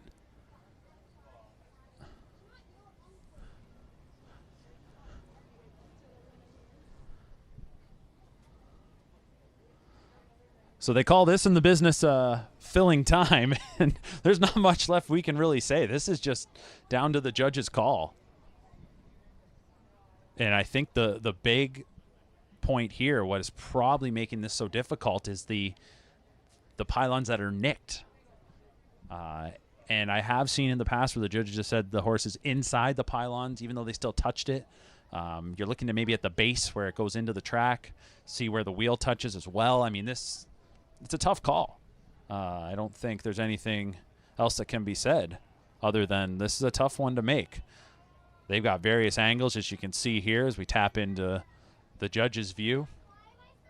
I think that angle we had, the close-up right now in your bottom right, was probably your best look in terms of how many pylons that C-Script was inside. I don't think there's any doubt the horse was inside a pylon at one point. I think there was one pretty clear one. The others, you see a bit of a nick, though. And again, it comes down to how they view this. Now, where it gets really interesting is if they said it was more than 2 consecutive pylons, and now you're looking at potentially getting tossed right out. 2 consecutive pylons are going to look at if you were lapped on, and we do know the horse was lapped on at the wire with Go Go Gadget finishing second by about half a length. I can see Doug McNair and company, they're just looking up towards the grandstand.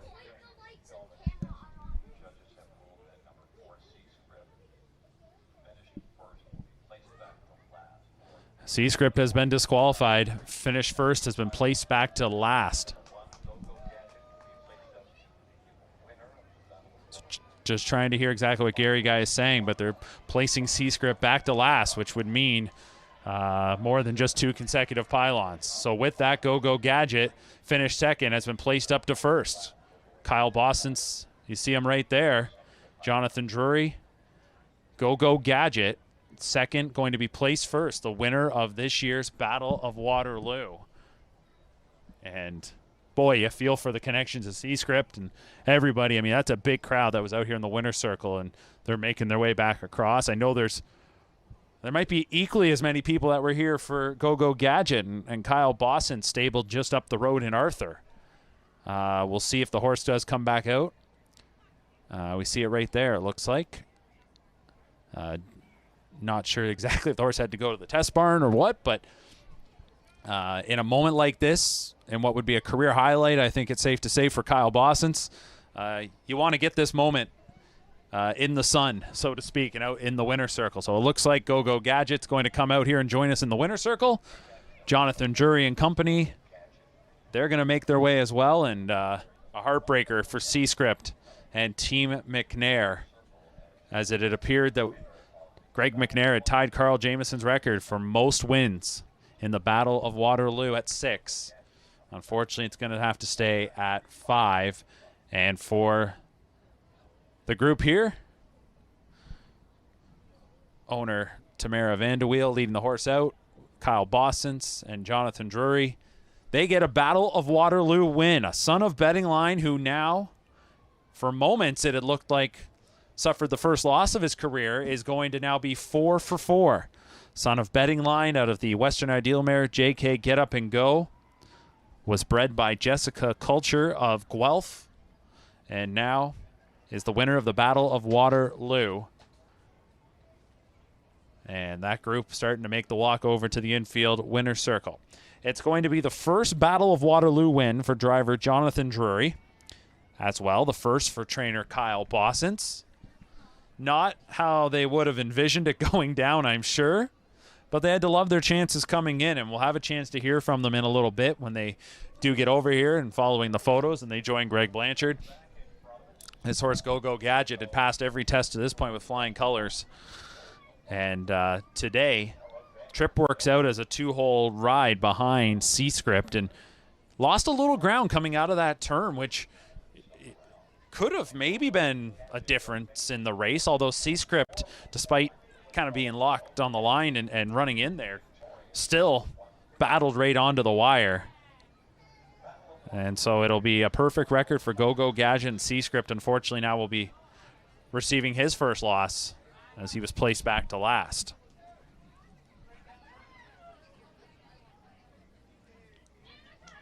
Pat Wood standing by holding the trophy. Winback Farms, the presenters of the Battle of Waterloo, sponsors of Industry Day once again. There is Go-Go Gadget. They had to wait a little while. That was a lengthy inquiry. I have to think we were probably at least 15 minutes with that inquiry. Probably felt like an hour for those that were waiting on the results. And like I said, there was a big crowd here to support this guy, Go-Go Gadget, and they're coming over to the winner's circle now. With the win, Go-Go Gadget is going to go over $200,000 in earnings already in just 4 starts.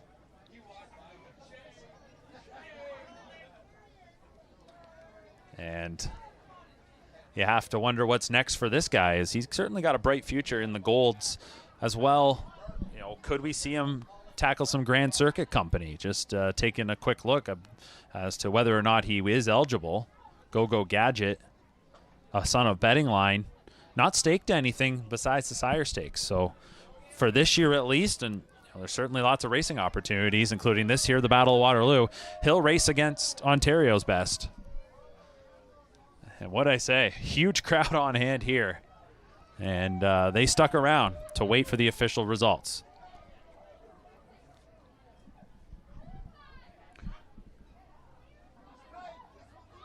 Congratulations to Team Go-Go Gadget. You just really feel for the connections of C-Script and how that all played out. Judges certainly took their time in making the call. Greg Blanchard, as I mentioned, has been standing by for quite some time. Hopefully he's not getting a sunburn. He will catch up with the happy connections, and I think this is one of those cases where it's a pretty simple question, but what was going through your mind, and how do you feel in this moment? A little unprecedented. You don't see disqualification for win in these types of races too often, and that is the case here this year in 2026 for the Battle of Waterloo on what's been an incredible industry day. Terrific racing on the track. We saw an all-time Canadian record set by Redland Rocketman in the Ontario Sire Stakes. Jersey Bulldogs, she was terrific in winning the Battle of the Bells. And the Battle of Waterloo goes to Go-Go Gadget.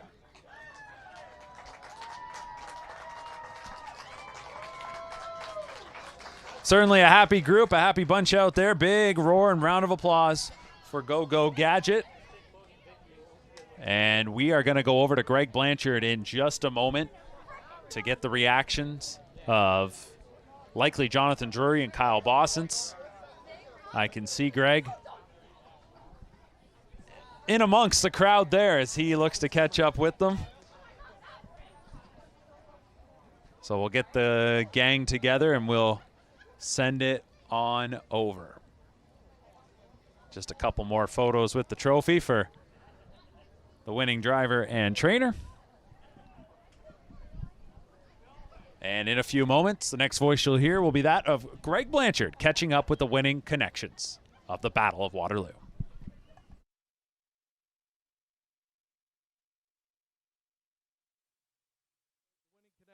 And we've got Kyle Bossens here. And Kyle, you said before we came on, you're not the way you would want to win it, but nonetheless, here you are hoisting the trophy, and this colt, even though he finished second across the wire, he turned in another fantastic effort. You got to be proud of this little guy and what he's done so far. Oh yeah, he's done nothing wrong so far. He's just a gentleman.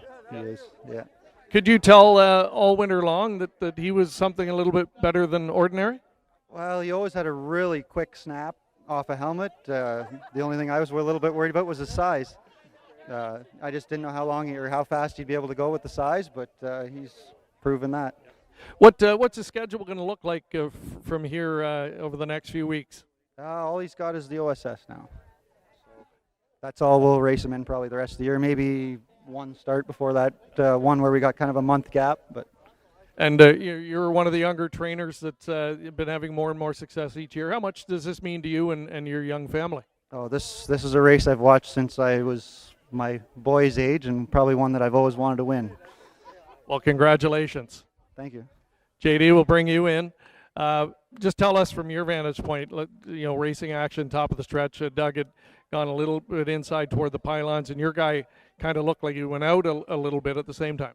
Yeah, mine usually drifts out a little bit coming out of the last turn and then runs in a touch down the lane, but we kind of got apart from each other a bit in the last turn. I was wondering if maybe he was down inside there or not, but once I seen it on the TV, then you could tell.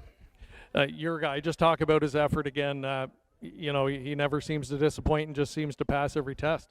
Yeah, he just keeps digging, he's only a little fella, and every time that I've had a chance to sit behind him, he's got just a touch better, and I didn't think the two-hole trip behind Dougie was really ideal because he was going to be able to steal away with the race and turn it into a sprint like we did. And my guy's a little bit better if I could have got first up earlier and looked him in the eye. But, it worked out. You don't like to take a win that way, but, my colt deserved it too.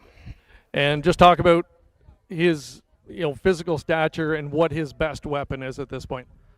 I think, he just tries so hard. Every time you move him off a helmet, he gives you everything he's got, and he's so much better chasing. He almost gets a little green when he gets his head in front or can't see another horse. So, but he's got a wicked turn of foot, and he's got a lot of very similar characteristics to his father. And for you now to win this race, one of the biggest of your career, what's it mean? Yeah, it's awesome. It's a race you don't get to race in all the time, and to have the opportunity going into it this year, especially with only really qualifying 1 2-year-old colt. So.